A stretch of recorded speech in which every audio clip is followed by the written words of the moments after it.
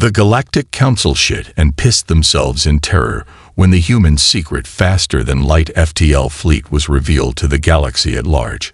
Sothar, the Council's insectoid clique member, stabbed his sharp talons into the synthoid table in front of him, rage overtaking him as panic spread through the chambers. The humans deceived them for centuries, pretending to be a primitive dirt farming race utterly lacking any advanced technology. They even permitted mining expeditions on their homeworld, passively accepting an inferior status. It was all a ruse. Intercepted transmissions showed a cloaked human armada far beyond Council space, with technology exceeding anything the galaxy had ever seen before. The very laws of physics bent to humanity's will as they traveled between stars in the blink of an eye, built indestructible hulls from collapsed neutron stars, and wielded weaponry that fed on the power of black holes. Humanity's ambitions were limitless, it seemed, and now the Council faced catastrophe. If they didn't act immediately to contain this threat, the galaxy as they knew it would soon end, crushed under the human boot heels. As if on cue, the human ambassador burst through the chamber doors. Admiral Wayne strode up to the podium, his boots clicking against the polished floors of the Galactic Council chamber. He swept his steely gaze over the assembled alien delegates, letting the silence hang in the air for a moment before speaking. "I come before you today not as a supplicant, but as a representative of a united Earth," Wayne began, his voice carrying through the cavernous room. "For too long, humanity has endured the injustices inflicted upon us by the members of this very council." Murmurs rippled through the gathered aliens, some shifting uneasily in their seats. Sothar's compound eyes narrowed as he leaned forward, his talons still embedded in the table. Wayne pointed an accusing finger at the insectoid clique. "Your people, Sulfar, enslaved thousands of humans. You forced them to toil in your mines, treated them as nothing more than expendable labor. How many died in those dark, suffocating tunnels? How many families were torn apart by your cruelty?" Sulfur chittered angrily, his mandibles clacking together. "Those were the actions of a previous generation. We have since changed our ways." "Empty words," Wayne scoffed. He then turned his attention to the reptilian Saurian delegation. "And you, the Saurians, have you forgotten your invasion of Earth? Your armies descended upon our world, slaughtering our people and laying waste to our cities. You sought to conquer us, to crush our spirit beneath your clawed feet." The Saurian ambassador, a massive, scaled creature, hissed in response. "Your species was weak. You should have submitted to our rule." Wayne slammed his fist against the podium, the sound echoing like a thunderclap. "But we didn't submit, did we? Humanity rose up, united in the face of your aggression. We fought back, driving your forces from our soil. You underestimated our resilience, our determination to defend our home." The Admiral's voice grew louder, his words laced with a simmering anger. "Humanity has never forgotten the atrocities committed against us. We have carried the scars of your actions for generations, but we did not allow ourselves to be broken. Instead, we rebuilt, we adapted, and we evolved." Wayne gestured to the screens displaying the human fleet, the sleek ships bristling with advanced weaponry. "While you saw us as primitive, as easy prey, we were biding our time.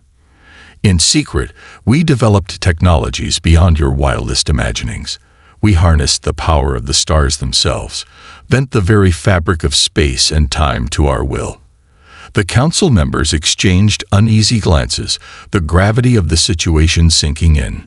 Humanity had not only caught up to their level of advancement, but had surpassed it in ways they could scarcely comprehend. "We did this not out of a desire for conquest, but out of necessity," Wayne continued. "We refused to be victims any longer. We took our destiny into our own hands, ensuring that never again would we be at the mercy of those who sought to oppress us." Wayne paused, letting his words sink in. He could see the fear and realization dawning on the faces of the council members. They had underestimated humanity, and now they were beginning to understand the true extent of their mistake. With a gesture, Wayne brought up a holographic display of the human fleet, Sleek silver ships hung in the void, their hulls adorned with the emblem of Earth. "Behold," he said, his voice filled with pride, "the might of humanity." He zoomed in on one of the larger vessels, its frame bristling with armaments. "Our scientists have achieved what was once thought impossible. We have developed an FTL drive that allows our ships to traverse the galaxy in mere seconds. No corner of the universe is beyond our reach." Gasps and murmurs filled the chamber as the council members grappled with the implications of Wayne's revelation. The Saurian ambassador leaned forward, his scales rippling with unease. "Impossible," he hissed. "No species has ever achieved such a feat." Wayne smiled coldly. "We are not like any other species.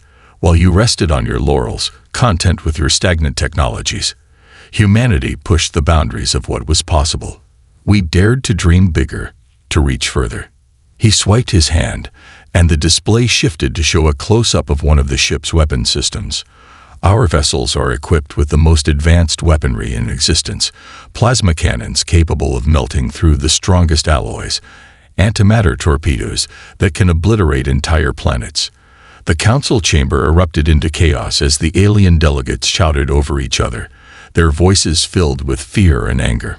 Sothar slammed his talons against the table, his compound eyes blazing with fury. "This is an outrage," he screeched. "The humans have been deceiving us all along." Wayne raised his hand, silencing the clamor. "We did what was necessary to ensure our survival. For too long, we have been at the mercy of this council, subject to your whims and prejudices. No more." He stepped out from behind the podium, his eyes hard as flint. "Humanity demands equal representation in this council. We will no longer tolerate being treated as second-class citizens in the galactic community.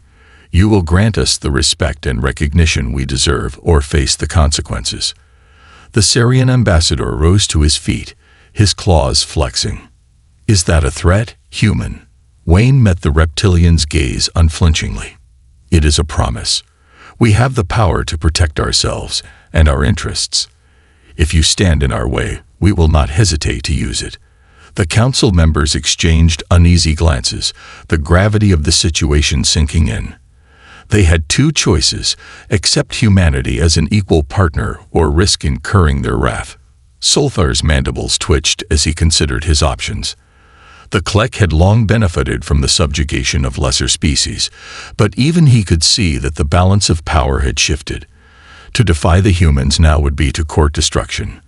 The council chamber erupted into a cacophony of voices as the alien representative struggled to process Wayne's shocking revelations.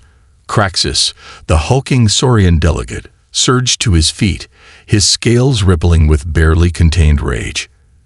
"This is an outrage," Kraxus roared, his booming voice echoing through the chamber.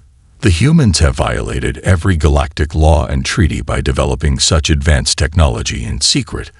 They have deceived us all." Twain remained unperturbed, his expression calm and resolute as he faced the seething Saurian. "We did what was necessary to ensure our survival and protect our interests. For too long, humanity has been at the mercy of this council's whims and prejudices."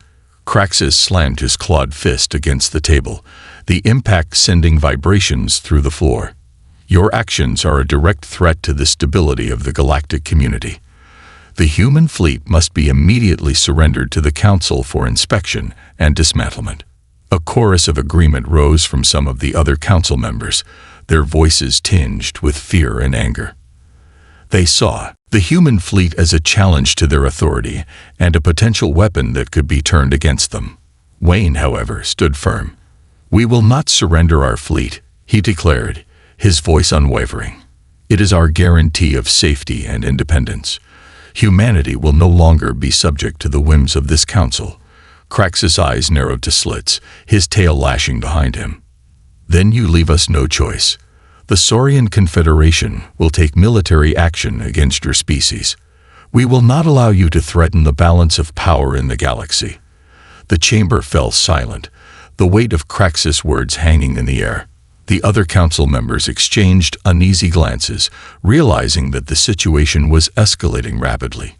Wayne, however, remained unfazed. With a flick of his wrist, he brought up a holographic map of the galaxy, the stars and systems glowing in vibrant hues. Scattered across the map were numerous blinking dots, each one representing a human FTL ship. "I would advise against any aggressive actions," Craxus, Wayne said, his voice low and measured. "As you can see, our fleet is strategically positioned near the homeworlds of each council species.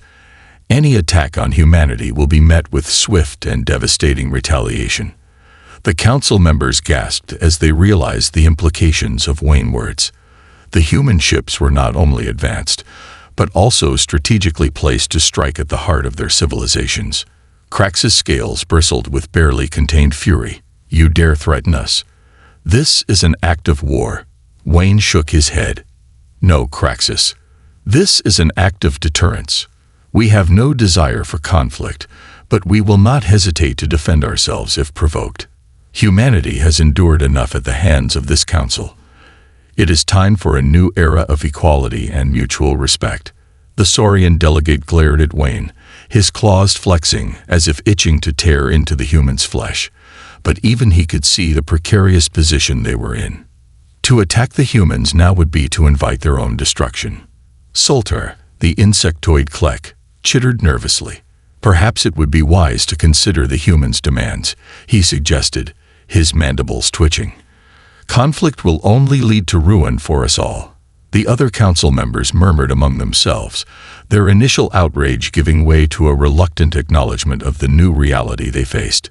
Humanity had outmaneuvered them, and they now held the upper hand. Wayne surveyed the council, his gaze unwavering. "I will give you time to deliberate and come to a decision. But know this, humanity will no longer be denied its rightful place in the galactic community. We are here to stay, and we will be treated as equals."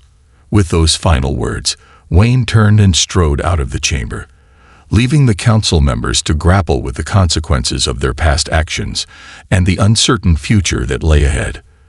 The balance of power had shifted, and nothing would ever be the same again. Solthar's compound eyes darted around the council chamber, taking in the expressions of his fellow delegates. The revelation of humanity's advanced fleet had sent shockwaves through the room, and the tension was palpable. Craxus, the Saurian representative, looked ready to explode with rage, his scales bristling and his claws digging into the table. But as Sothar studied Admiral Wayne, he saw a steely determination in the human's eyes. This was not a man who would back down easily. The Klek knew that to continue on their current path would only lead to destruction and ruin for all species involved. With a heavy sigh, Solthar rose to his feet, his exoskeleton creaking with the movement. "Fellow council members," he began, his voice echoing through the chamber. "We stand at a crossroads. The humans have shown us the extent of their power, and it is undeniable. To challenge them would be to invite our own annihilation." Murmurs rippled through the gathered delegates, some nodding in agreement, while others looked skeptical. Solthar continued, "I propose that we negotiate a new treaty with humanity, one that grants them equal representation on this council, and establishes a new era of cooperation and mutual respect among all species." Craxus slammed his fist on the table, his eyes blazing. "You would have us bow to these upstarts? They have deceived and threatened us." Soltar met the Saurian's gaze unflinchingly. "They have done what was necessary to ensure their survival. Can we blame them after the atrocities our own species have committed against them?" The chamber fell silent as the weight of Solthar's words sank in. Many of the council members shifted uncomfortably in their seats, forced to confront the harsh truths of their past actions. Wayne stepped forward, his voice calm but firm. "Solthar is right. We have all made mistakes, but now is the time to put aside our differences and work together for the betterment of the galaxy. Humanity seeks not conquest, but cooperation." Slowly, one by one, the council members began to nod in agreement. Even Craxus, though still seething with anger, could see the wisdom in Solthar's proposal. "Very well," the Saurian growled. "Let us put it to a vote. All in favor of negotiating a new treaty with humanity and granting them equal representation on the council?" A chorus of ayes filled the chamber with only a few dissenting voices. The motion passed, and a sense of relief swept through the room. As the meeting adjourned, Wayne approached Souther, his hand extended in friendship. "Thank you for your support," he said, his voice sincere. "I know it couldn't have been easy, given our history." Souther hesitated for a moment before grasping the human's hand in his own. "The future of the galaxy depends on our ability to work together," he replied. "Though I am still wary of your power, I understand that cooperation is the only way forward." Wayne nodded, a small smile tugging at his lips. "Together, we can usher in a new era of peace and prosperity, one where all species are treated with respect and dignity." As the two leaders shook hands, a sense of hope filled the air. The road ahead would not be easy, but with humanity taking its rightful place among the stars, the galaxy had a chance to heal and thrive once more. You have reached the end of the story. If you enjoyed this story and want to support us, please leave a like and subscribe to our channel. And for every comment that says 88, I will heart every single one of them. Thank you for your time.